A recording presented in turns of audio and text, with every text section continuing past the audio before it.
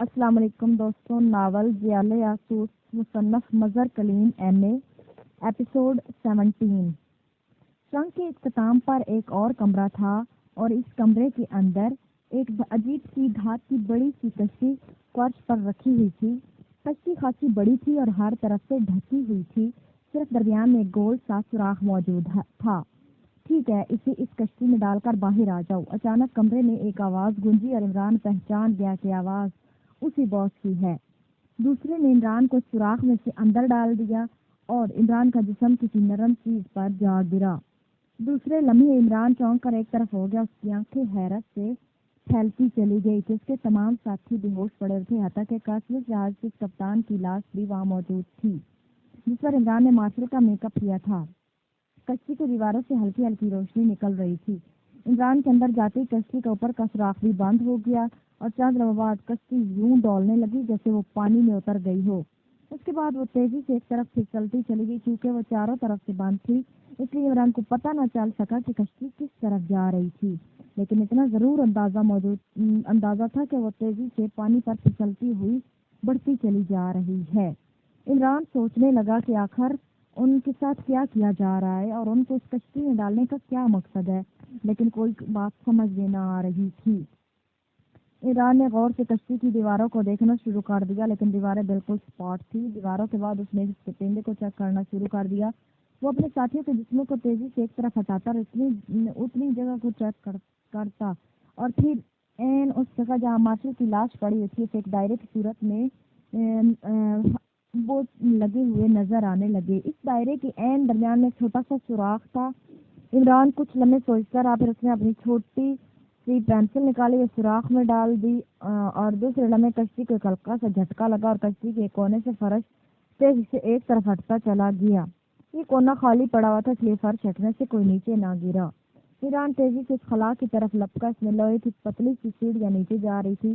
عمران تیزی سے نیچے اترتا چلا گیا اور دوسرے لمحے اس کی آنکھیں چوڑی ہوتی چلی گئی۔ نچلے حصے میں عجیب سی مشینری نصب تھی جو خود بخود چل رہی تھی اور سائڈ کی دیواروں میں 3 بغیر دروازوں کے خانے بنے ہوئے تھے جن میں بڑے بڑے باکس رکھے ہوئے تھے۔ عمران یہ غور سے دیکھتا رہا اور پھر اس مشینری کی ساخت کو سمجھتا رہا۔ پھر آہستہ آہستہ اس کی آنکھوں میں چمک سی بڑھتی چلی گئی۔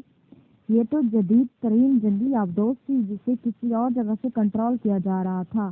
عمران اب تیزی سے پلٹا اور ان خانوں میں پڑے باکسوں میں سے ایک باکس کھولا، پھر اس نے اس کی نظریں باکس میں رکھے ہوئے ایک بیضوی قسم کے تار پیڈ نما بم پر پڑی۔ وہ اختیار اچھل پڑا۔ یہ انتہائی طاقتور خوفناک بم تھا جو ایٹمی جنگ میں کام آتا تھا۔ اس نے تیزی سے باکس ان کی گنے اور ان کی تعداد 20 کے قریب تھی۔ یہ اتنی بڑی تعداد تھی کہ عمران کے خیال کے مطابق اس سے ایک پورا شہر تباہ کیا جا سکتا تھا۔ عمران بموں کو دیکھنے کے بعد اب مشینری کی طرف موڑا۔ مشینری خود بخود چل رہی تھی۔ پھر عمران ایک دیوار پر نصب ایک بہت بڑی سوئچ پینل کے سامنے پہنچ گیا اور اس سوئچ پینل کو غور سے دیکھتا رہا۔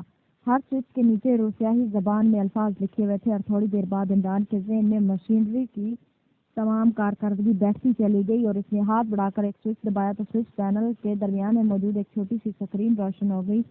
اس پر چاروں طرف پھیلا ہوا پانی صاف نظر آنے لگا۔ اس سکرین کے 4 حصے تھے جس میں ہر حصہ مختلف سمتوں کی نشاندہی کر رہا تھا اور دوسرے لمحے عمران یہ دیکھ کر چونک پڑا کہ اسے دور پانی کے اوپر ایک جہاز کا سایہ نظر آنے لگا۔ یہ آبدوز نما کشتی تیزی سے اس جہاز کی طرف بڑھتی جا رہی تھی۔ ابھی عمران سوچ ہی رہا تھا کہ کشتی کا اس جہاز تک لے جانے کا کیا مقصد ہے کہ اچانک ایک زوردار گڑگڑاہٹ کی آواز پیدا ہوئی اور کونے میں دیوار کے ساتھ لگی ایک بڑی سی مشین خود بخود چل پڑی تھی۔ اس کے ساتھ سوئچ پینل پر ایک سرخ رنگ کا بلب تیزی سے جلنے بجھنے لگا۔ عمران نے چونک کر اس بلب کے نیچے لکھے ہوئے الفاظ پڑھے۔ وہ بے اختیار اچھل پڑا کیونکہ یہ بلب بتا رہا تھا کہ تار پیڈ فائر ہو رہا ہے اور وہی ہوا۔ کشتی کو ایک جھٹکا لگا۔ دوسرے میں اسے سکرین پر ایک بیضوی شکل کے بم کو کشتی سے نکل کر تیزی سے جہاز کے پنڈے کی طرف بڑھتا دیکھا۔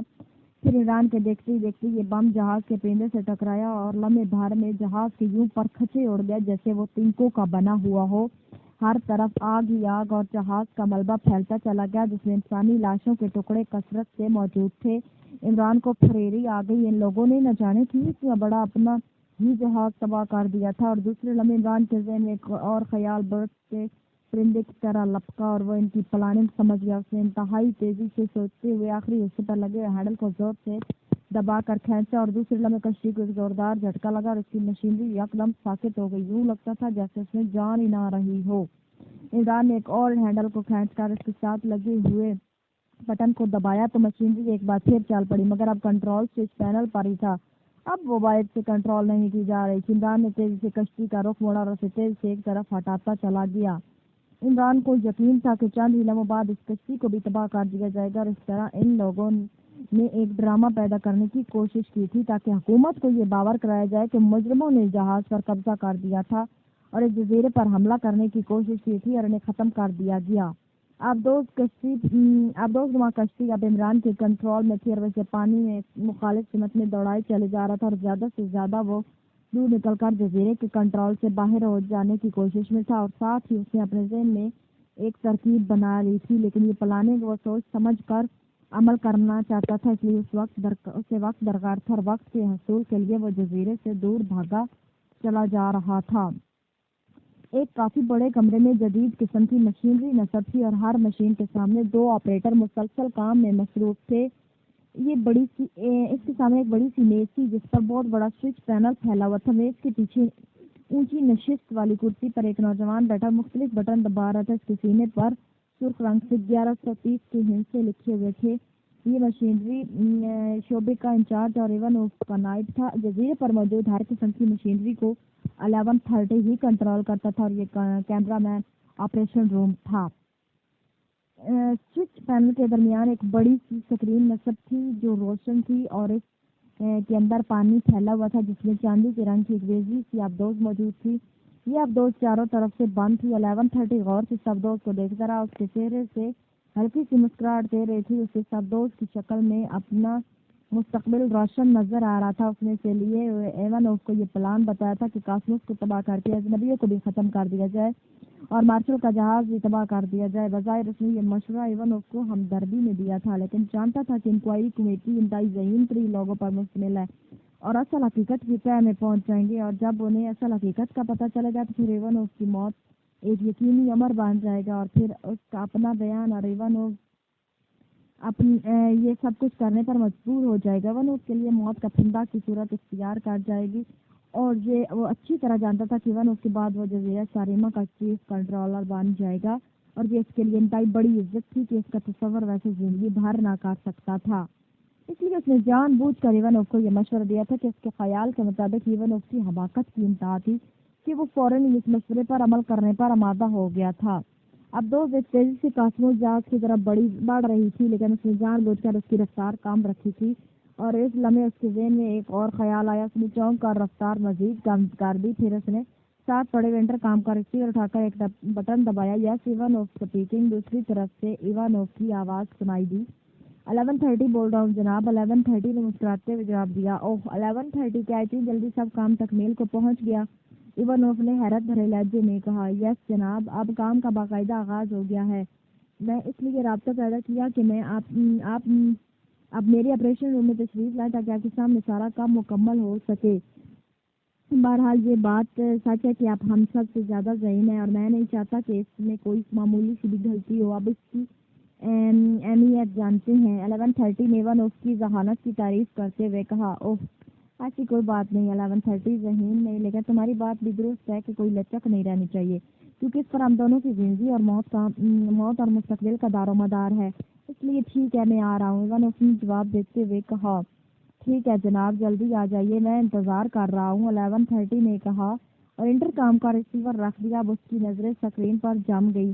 ابدوز آہستہ آہستہ آگے بڑھی چلی جا رہی تھی. چند لمحوں بعد آپریشن روم کا سیفٹی ڈرار کھلا اور ایونوف اندر داخل ہو گیا. تیزی سے چلتا ہوا 1130 کے قریب آ کر ساتھ رکھی ہوئی دوسری کرسی پر بیٹھ گیا.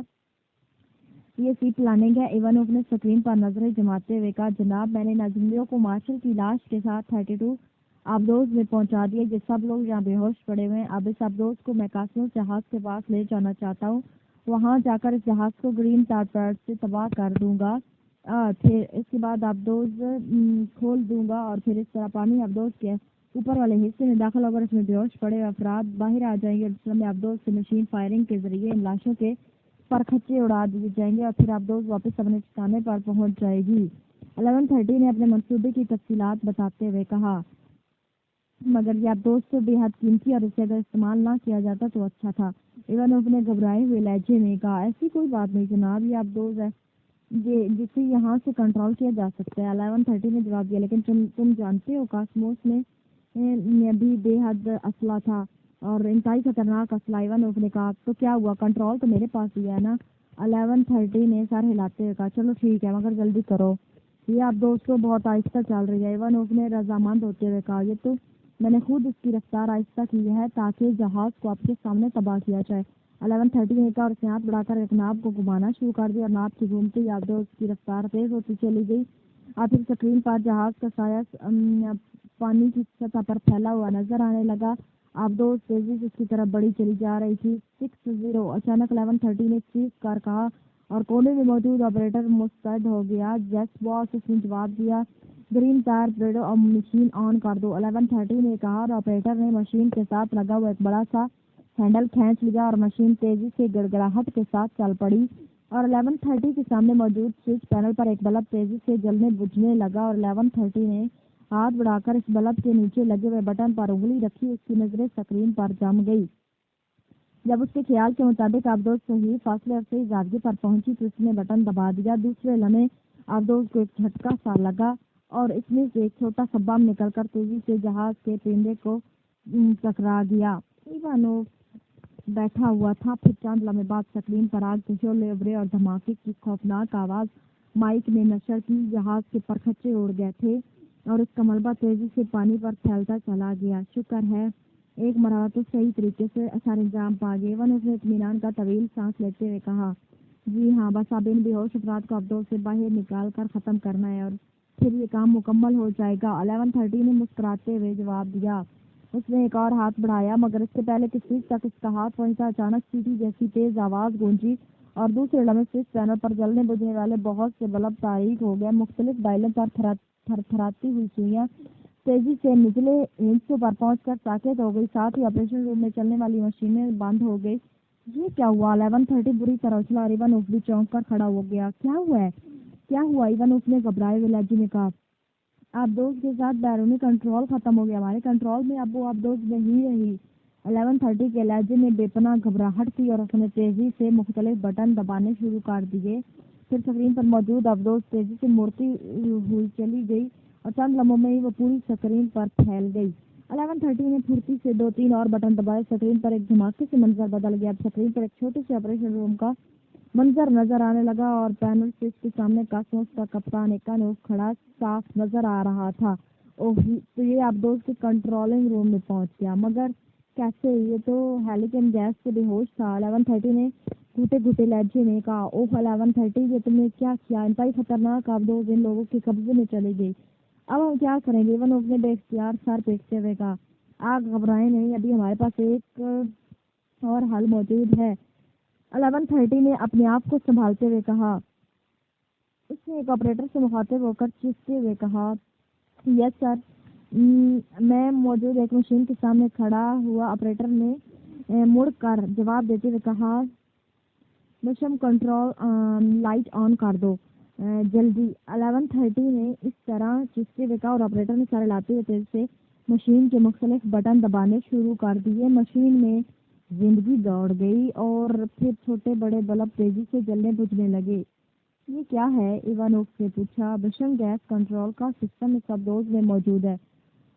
تھوڑی دیر بعد بشم گیس کا سلنڈر پھٹ جائے گا اور آبدوز کے اندر موجود ہر جاندار بے ہوش ہو جائے گا اور آخری حربہ یہ ہے کہ آبدوز کو قابو کرنے کا۔ 11:30 نے وضاحت کرتے ہوئے کہا، مگر اسے کیسے لایا جائے گا؟ ایوانوف کا لہجہ بے حد تشویشناک تھا۔ دوسری آبدوز بھیجی جائے گی، اس پر آدمی سوار ہوگا اور وہ اس آبدوز میں ان کے بیرونی کنٹرول پینل آن کر دے گا اور آبدوز پر دوبارہ ہمارا کنٹرول ہو جائے گا۔ 11:30 نے کہا۔ اسی لمحے 06 والی مشین کے اوپر لگا ہوا ایک بڑا بلب جل اٹھا اور 11:30 نے چونک کر اپنے سوئچ پینل پر لگے ہوئے 2 اور بٹن دبا دیے۔ بٹن دبتے ہی سکرین پر آپریشن روم میں کھڑا ہوا ایوانوف لڑکھڑایا۔ چند لمحوں بعد یوں ڈولتا رہا جیسے توازن برقرار رکھنے کی کوشش کر رہا، مگر وہ پھر دھڑام سے فرش پر جا گرا۔ اب اس کا جسم فرش پر ساکت پڑا تھا۔ ویری گڈ، مشین گیس نے کام کر دیا، 11:30 نے خوشی سے چلتے ہوئے کہا اور پھر اس نے جلنے والے بٹن آف کر دیے۔ پھر اس نے سوئچ پینل کے آخری حصے پر لگا ہوا ایک بٹن دبایا تو اس کے اوپر لگے ہوئے مائک سے آواز نکلی۔ آپ دوست سیکشن بولنے والے کے لہجے میں مستعدی تھی۔ ایک آپ دوست میں خود جاؤ اور جا کر 01 آپ دوست کا بیرونی کنٹرول پینل آن کر دو اور سنو، گیس ماسک ساتھ لے کر جانا، وہاں بشن گیس پھیلی ہوئی ہے۔ 11:30 نے کہا۔ بہتر جناب، دوسری طرف سے کہا گیا، اور 11:30 نے بٹن آف کر کے چند دوسرے بٹن دبائے تو سکرین پر دھماکہ سا ہوا اور بٹن پر اب دوز مکمل صورت میں سکرین پر ظاہر ہونے لگی۔ اوہ، یہ جزیرے سے کافی دور نکل گئی ہے، بہرحال ابھی یہ کنٹرول میں آ جائے گی۔ 11:30 نے کہا۔ پھر اسی لمحے وہ پانی میں ایک اور آپ دوست کو موجود دیکھ کر وہ خوش ہو گیا۔ آپ دوست وہ بھی پہلے جیسی ہی تھی اور انتہائی تیز رفتاری سے پہلے آپ دوست کی طرف بڑی چلی جا رہی تھی۔ ایون اوپر 11:30 کی نظریں ان دونوں آپ دوستوں پر جمی ہوئی تھی۔ تھوڑی دیر بعد دوسری آپ دوست پہلی آپ دوست جلدی اس کے قریب پہنچ گئی اور پھر آپ دوست کا دروازہ کھلا، اس میں سے ایک غوطہ خور باہر نکلا جس نے باقاعدہ گیس ماسک پہنا ہوا تھا۔ وہ دوسری آپ دوست پر چڑھ گیا اور پھر اس کا ڈھکن کھولنا شروع کر دیا۔ تھوڑی دیر میں وہ ڈھکن کھولنے میں کامیاب ہو گیا۔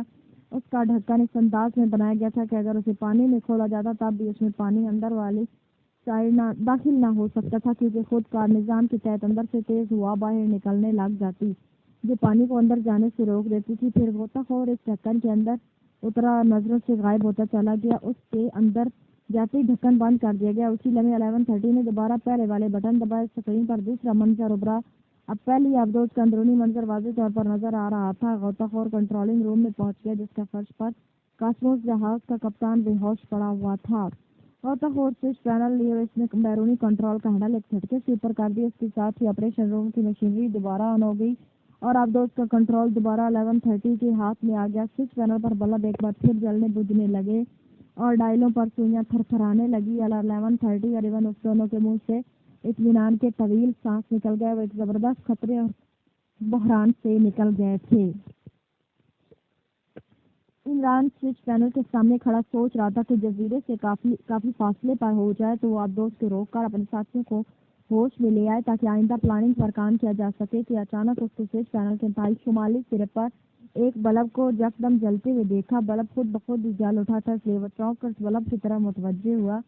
بلب کے نیچے بشم کے الفاظ لکھے ہوئے تھے۔ ابھی عمران بشم کے نامانوس الفاظ پر غور کر ہی رہا تھا کہ اچانک سے اس کا سر تیزی سے چکراتا ہوا محسوس ہوا۔ یوں لگ رہا تھا کہ جیسے اس کے ذہن میں دھماکے ہو رہے ہوں۔ اس نے اپنے ذہن کو فوری طور پر ریکور کرنے کے لیے جدوجہد کی، لیکن اس کی یہ جدوجہد ناکام ہوتی چلی گئی۔ وہ چند لمحے کھڑا ڈولتا رہا، پھر یکدم ایک دھماکے سے اس کا ذہن بالکل تاریک ہو گیا اور وہ دھڑام سے پشت کے بل فرش پر گرا۔ ظاہر ہے ایسا اسی صورت میں ہو سکتا تھا کہ وہ بے ہوش ہو گیا ہے۔ پھر جب اس کی آنکھ کھلی تو چند لمحے بعد وہ لاشعوری کی کیفیت میں پڑا رہا، مگر پھر اس کا شعور بیدار ہوتا چلا گیا اور دوسرے لمحے وہ اچھل کر بیٹھ گیا اور آنکھیں پھاڑ پھاڑ کر دیکھنے لگا۔ اس کے چہرے پر عجیب سے تاثرات پھیلتے چلے گئے کیونکہ اس نے اپنے آپ کو آپ دوست کے آپریشن روم میں ہی معبود پایا تھا، لیکن اوپر والے کمرے میں کسی کی حرکت میں آنے کی آوازیں سنائی دے رہی تھی۔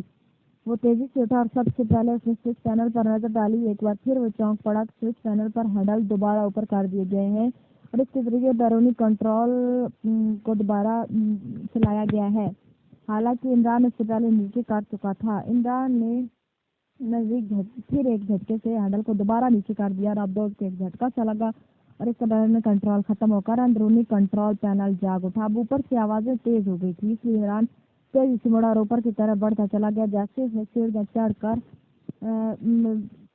سر باہر نکالا وہ بری طرح چونک پڑا۔ اوپر والے حصے میں ایک غوطہ خور موجود تھا جو دقت سے پانی اٹھا کر اب دوست کے کھلے ہوئے ڈھکن سے باہر کی طرف نکل رہا تھا اور اس کی آنکھیں یہ دیکھ کر خوف سے پھٹتی چلی گئی کہ اب دوست کا فرش خالی پڑا ہوا تھا اور اس کے ساتھی غائب تھے۔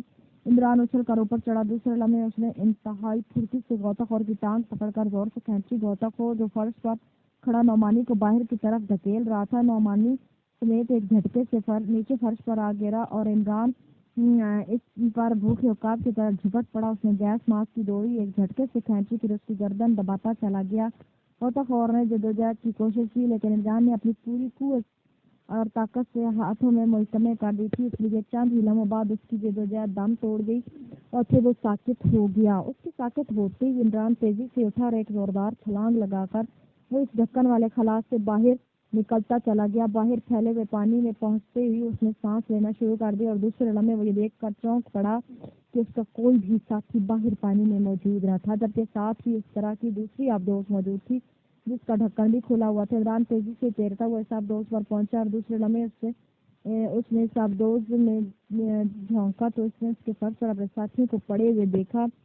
وہ اسی خلا میں گھستا چلا گیا۔ آبدوز رکی ہوئی تھی، اس لیے عمران کو اس کے پہنچتے ہی ادھر ادھر دیکھا۔ دوسرے میں اس کی نظریں ایک طرف دیوار پر لٹکی ہوئی رسی کے بڑے سے گچھے پر پڑ گئی۔ یہ آبدوز عام سی آبدوز تھی کہ جس کی مشینری اس کی تہہ پر ہی موجود نظر آ رہی تھی۔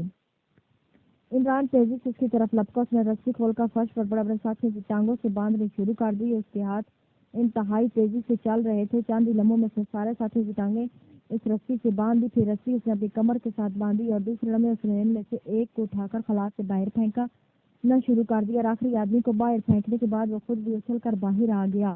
پھر تیزی سے وہ پہلے والی آبدوز کی طرف بڑھنے لگا۔ اس کے ساتھی بے ہوشی کے عالم میں تیر رہے تھے اور وہ اس طرح بندھے تھے، اس لیے قطار کی صورت عمران کے ساتھ کھینچے چلے جا رہے تھے۔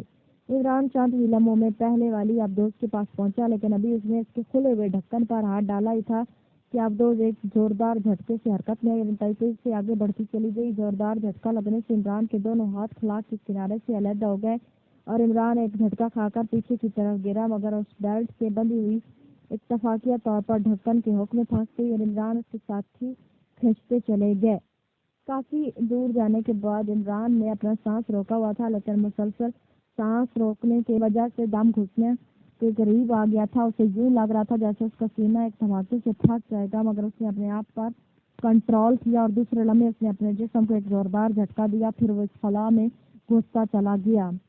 ابھی اس کے پیر فرش پر لگے ہی تھے کہ اسے سیڑھیوں پر سے غوطہ خور کا سر ابھرتا ہوا نظر آیا اور وہ اب جو کہ ہوش میں آ کر نیچے چلا گیا تھا۔ ادھر عمران کی کمر سے بندھی ہوئی رسی کا باہر کی طرف کھینچاؤ تھا، البتہ اندر آ جانے کی وجہ سے اب اسے سانس لینے میں آسانی ہو گئی تھی۔ چنانچہ جب غوطہ خور کا سر باہر نکلا تو عمران نے انتہائی پھرتی سے لات گھمائی اور غوطہ خور ایک دھماکے سے سیڑھیوں سے پھسل کر واپس نیچے جا گرا اور عمران رسی کو کھینچتا ہوا سیڑھیوں کی طرف لپکا، مگر دوسرے میں واپس مڑا کیونکہ غوطہ خور نیچے فرش پر بے حس و حرکت پڑا ہوا تھا۔ اس کا سر ایک حکمنما آلے پر پڑا ہوا تھا اور شاید اسی چوٹ کی وجہ سے بے ہوش ہو گیا تھا۔ عمران نے مڑتے ہی دونوں ہاتھوں سے رسی کھینچنی شروع کر دی اور پھر باری باری اس کے ساتھی خلا میں سے ہوتے ہوئے اندر آنے شروع ہو گئے۔ اس کو جو کچھ نظر آتے عمران رسی چھوڑ کر دونوں ہاتھوں سے اسے کیچ کرنے میں مصروف تھا اور نیچے اتار کر وہ دوبارہ رسی کھینچنا شروع کر دیتا۔ ایک ایک کر کے جب اس کے سب ساتھی اندر آ گئے تو عمران نے کمر سے رسی کھولی، پھر بھاگتا وہ سیڑھیاں اتر کر نیچے پہنچ گیا۔ غوطہ خور ابھی تک فرش پر بے ہوش پڑا تھا۔ عمران اس کے جسم کو پھلانگتا ہوا سوئچ پینل کی طرف بڑھا۔ اس نے ایک جھٹکے سے بیرونی کنٹرول والا ہینڈل ایک بار پھر نیچے کر دیا، جسے شاید غوطہ خور نے دوبارہ اوپر کر دیا تھا۔ ہینڈل دبتے ہی آبدوز سے ایک جھٹکا لگا، وہ ساکت ہو گئی۔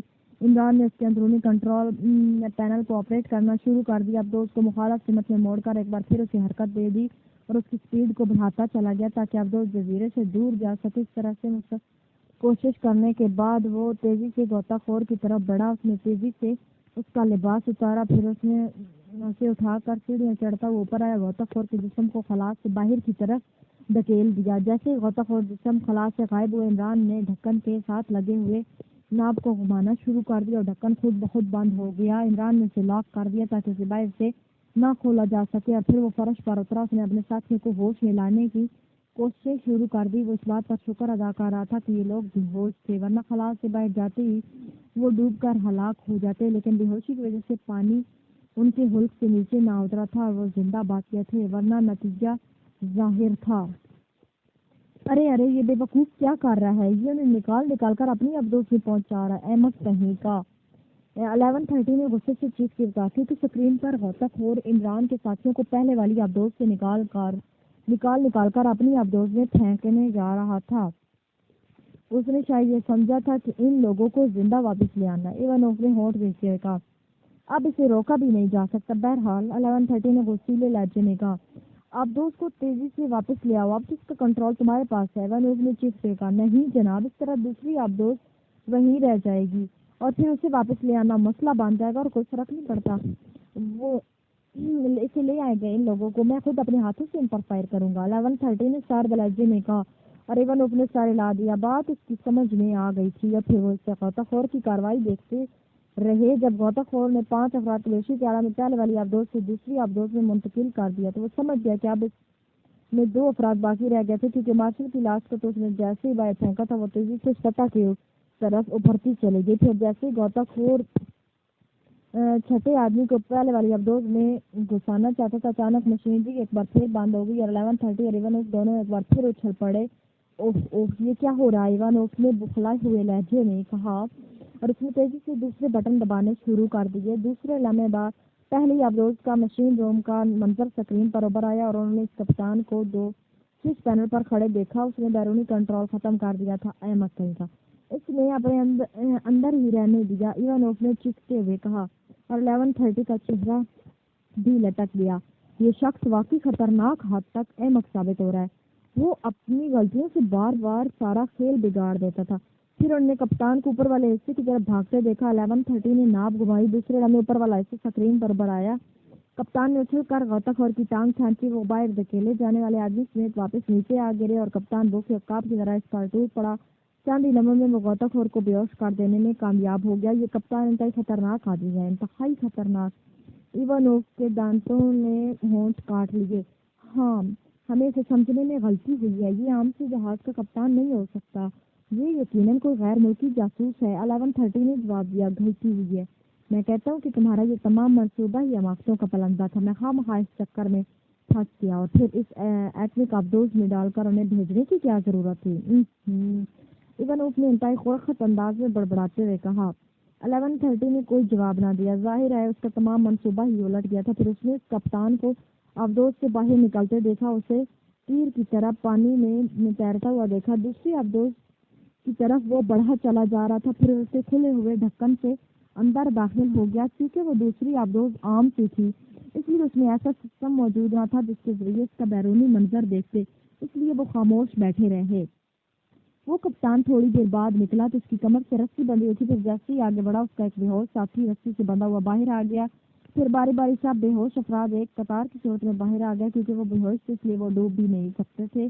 کپتان اپنے ساتھیوں کو رسی سے باندھے ہوئے تیزی سے پہلی آبدوز کی طرف بڑھا چلا جا رہا تھا کہ اچانک ایونوف اور 11:30 دونوں چونک پڑے، کیونکہ انہوں نے بے ہوش پڑے ہوئے اپنے آدمی کو ہوش میں آتے دیکھا۔ پھر وہ اٹھ کر بجلی کی تیز سے نیچے کی طرف دوڑا اور 11:30 نے ناپ گھما کر منظر بدلا اور پھر دوسرے لمحے اس کے حلق سے اطمینان کی طویل سانس نکل گئی۔ غوطہ خور نے بجلی کی سی تیزی سے آؤٹ کنٹرول کا ہینڈل اونچا کر دیا تھا اور ایک بار پھر مشینری جاگ پڑی تھی۔ چلو شکر ہے، احمق نے کوئی عقل مندی تو کی، ایونوف نے کہا اور 11:30 نے سارے علاقے میں مختلف بٹن دبائے اور پھر اس میں ایک لمحے سے ایک تیزی آواز حرکت میں آ گئی۔ اسی لمحے انہوں نے سکرین کے ساتھ اس آدمی کو چمٹتے ہوئے دیکھا، مگر اچانک آبدوز کی حرکت میں آنے کی وجہ سے جھٹکا کھا کر وہ پیچھے ہٹا، مگر دوسرے لمحے رسی ہوک میں پھنس گئی اور پھر وہ کپتان ایک جھٹکا کھا کر اندر داخل ہونے میں کامیاب ہو گیا۔ اسی لمحے انہوں نے اپنے آدمی کو اوپر آتے دیکھا، مگر کپتان کی لات بجلی کی سی تیزی سے حرکت میں آئی اور غوطہ خور اچھل کر سر کے بل سیڑھیوں سے پھسل کر نچلے حصے میں جا گرا اور اس کا سر ایک ابھرے ہوئے ہوک پر پڑا اور وہیں بے حس و حرکت ہو گیا۔ اوہ، یہ پھر بے ہوش ہو گیا ہے، 11:30 نے کہا۔ اسے اور سپیڈ دو، یہ ہمارے دائرے میں آ جائے اور پھر دیکھتے ہیں اس کے ساتھ ہم کیسے کیا کرتے ہیں، ایونوف نے چیختے ہوئے کہا اور 11:30 نے سپیڈ والی ناپ کو زور سے گھما دیا۔ آبدوز یکدم رفتار پکڑ گئی، لیکن کپتان اپنے ساتھیوں کو اندر لے جا رہا تھا۔ جب اس کے تمام ساتھی اندر پہنچ گئے تو اس نے رسی کمر سے کھولی، نچلے کمرے کی طرف لپکا۔ اوہ، صرف 100 میٹر کا فاصلہ رہ گیا، کاش یہ فاصلہ جلد گزر جائے، 11:30 نے گھبرائے ہوئے لہجے میں کہا، مگر کپتان ان کی توقع سے کہیں زیادہ تیز تھا۔ اس سے پہلے کہ تیز رفتار آبدوز دوبارہ ان کے دائرے میں آتی، اس کپتان نے ایک بار پھر آؤٹ کنٹرول کا ہینڈل نیچے کر دیا اور ایک بار پھر بے بس ہو گئے تھے۔ اب سوائے وہ اندرونی منظر دیکھنے کی اور کچھ نہ کر سکتے تھے۔ پھر انہوں نے کپتان کو آبدوز کو موڑ کر واپس لے جاتے دیکھا اور ان کے ہونٹ پیچ گئے۔ کاش یہ چند لمحے ہینڈل کو نہ دباتا تو پھر میں اس کپتان کے بچے کو دیکھتا، 11:30 نے بڑی بے بسی سے ہونٹ دباتے ہوئے کہا۔ ہاں، کاش ایسا ہو جاتا، ایک بار آبدوز حفاظتی دائرے میں آ جاتی تو یہاں یہ خود بخود ہی ہلاک ہو جاتے، ایونوف نے چیختے